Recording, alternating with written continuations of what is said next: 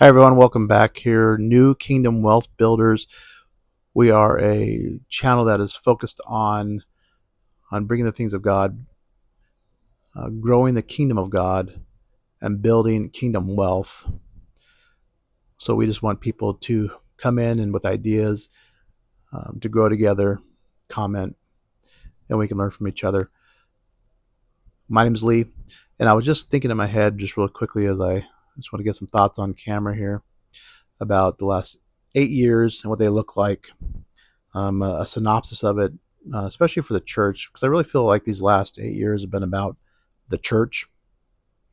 If you remember in 2016 to 2024, well, I'll start like a 4 year block here, was really about the church, which I believe gave away the seven mountains of influence, which are like family, mountain of family, business, um, education, government, arts and entertainment, um, oh boy, media. There's another one. So those mountains that the church gave up, and the reasons why, there's probably many reasons why they gave them up, but they took away their authority that they had in those areas. That the authority that they're supposed to control, to influence, the authority that they had in those areas of those mountains, the church gave up and has not taken it back, because once you give something away, it's really hard to get back. But God in His mercy, through a slow process, for 8 years, we're at a point now where there can be something being done about that. And it started with 2016 when an outsider came in and won the presidency, and really opened eyes, um, of what was really happening. People really started to wake up from the woke culture and see things for what they were, or at least question what they were seeing. Right? Really question, like, what am I seeing? What have I been seeing? What have I been taught? What am I thinking? Why do I think that? It really was an amazing time to really see, hey, this is an issue going on, not just in America, but in the world. A completely dark, disgusting thing that's happening, and we really had our eyes opened for those 4 years there. And then 2020 to 2024 really, to me, was about a sifting, uh, the wheat and the chaff, and a shifting in the church, getting stuff out of pulpits that weren't beneficial to the kingdom of God.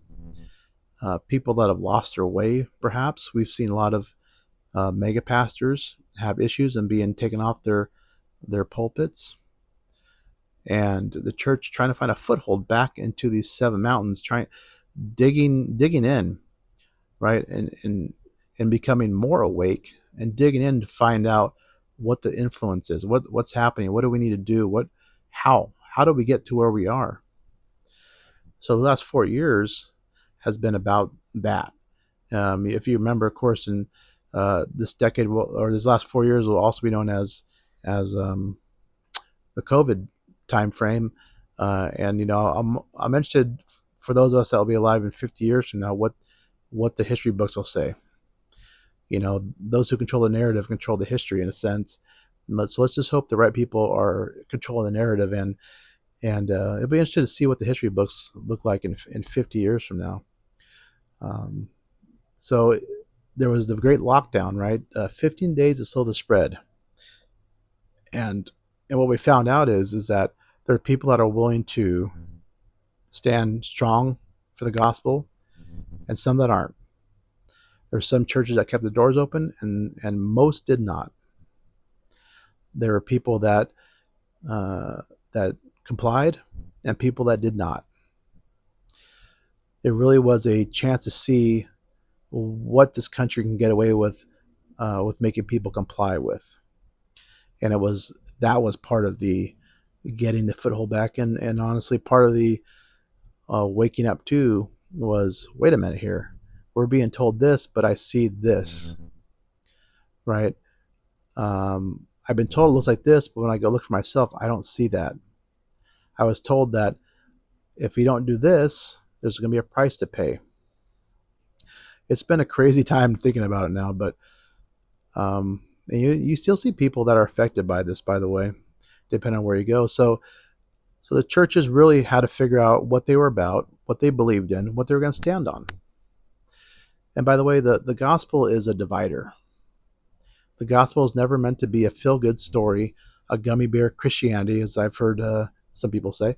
And it was always about dividing the kingdom from the worldly kingdom, the kingdom of God from the worldly kingdom. And there's going to be division. We know that because Jesus said so. And what is love exactly, right?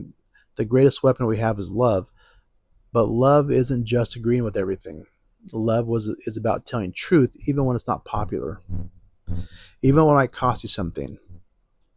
So there's a lot of that going on in people's personal life is, what do I believe in? What am I going to stand on? What is my morals that I will not let go of? Part of mine was my job. I worked for the railroad, and they wanted people to first we were essential employees. Anyone remember that term? We were essential employees, and we could not take any time off because we had to come to work. Well, then it came, well, if we did not take the vaccine, then we would be fired, let go. So we went from essential one year to being people that no longer needed if we didn't do this, take this shot. Very ironic. So you really have to stand on, do I stand on God, or do I stand on fear? It was an amazing time, the sorting out of people, and a lot. I think there's a lot of lost relationships because of it too. But we have to love. The Christian church is called to love regardless. So God has mercy on us when of course Trump was reelected in this last month, and not only that, but also the Republicans won the House, and they won the Senate, and so now there's 2 years to really have unfettered chance to pass stuff, and to return to a biblically based, godly based,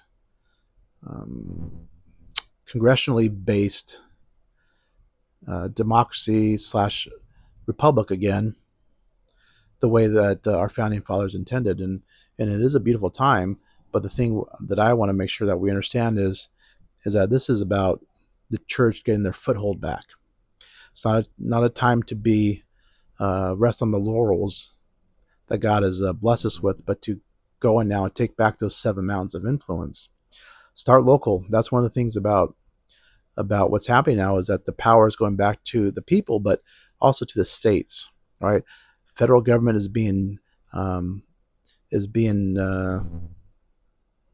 dismantled in a sense of how much power it has.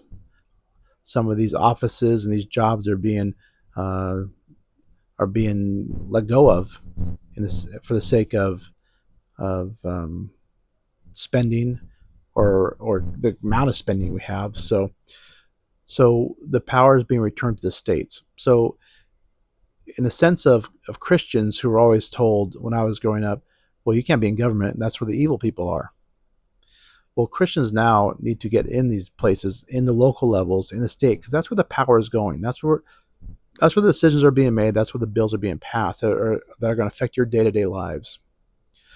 And now's the chance for the church to get into the fight and not to slow down. It's like if you see blood in the water, right? Well, that's when you get after it. So church, I encourage you to get involved. Pray about what you should do. Everyone needs to play a part in this to get back these 7 mountains of influence that God has mandated us to have.